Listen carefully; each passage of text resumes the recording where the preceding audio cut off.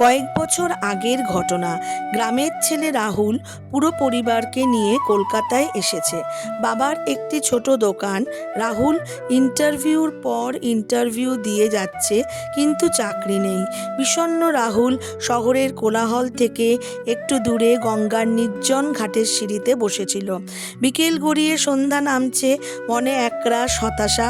আজ আর বাড়ি ফিরবে না। মা বাবাকে মুখ দেখাবে কি করে?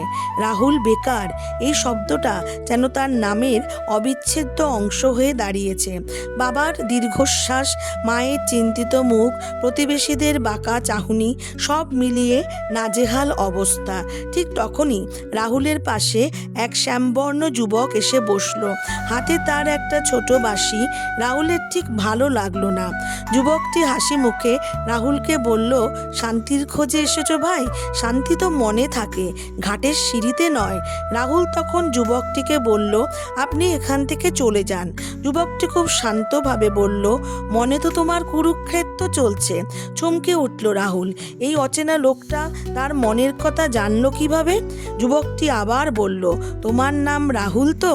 বলে রাহুলের কাঁধে হাত রাখলো। এই স্পর্শটা অদ্ভুত শীতল এবং শান্তিদায়ক। যুবকটি বলল, চাকরি কি তোমার জীবনের একমাত্র লক্ষ্য? তুমি অন্য কিছু তো করতে পারো, বাবার ব্যবসায় সহায়তা করতে পারো। যুবকটি বাঁশি বাজাতে শুরু করলো। এই বাঁশির অদ্ভুত সুর তার ক্লান্তি, হতাশা ধুয়ে মুছে দিল। মনে অদ্ভুত জোর পেল রাহুল। তখন ভালো করে যুবকটিকে দেখল। চাঁদের আলোয় যুবকের মুখটি ঝলমল করে উঠল। এক ভুবন ভোলানো হাসি এই যুবকের মুখে। রাহুলের শরীরে কাঁটা দিয়ে উঠল। এ কাকে দেখছে রাহুল? অসহায়দের সহায়ক স্বয়ং শ্রীকৃষ্ণ। শ্রীকৃষ্ণ বললেন, ওঠো, হতাশ হয়েও না রাহুল। বীরের হতাশ হওয়াটা বীরের কর্ম নয়। জাগো, কাজে মন দাও। তুমি এক অসীম সম্ভাবনাময় আত্মা। নিজের ওপর বিশ্বাস রাখো। রাহুল চোখ মুছে উঠে দাঁড়ালো। শ্রীকৃষ্ণ আস্তে আস্তে অদৃশ্য হলেন।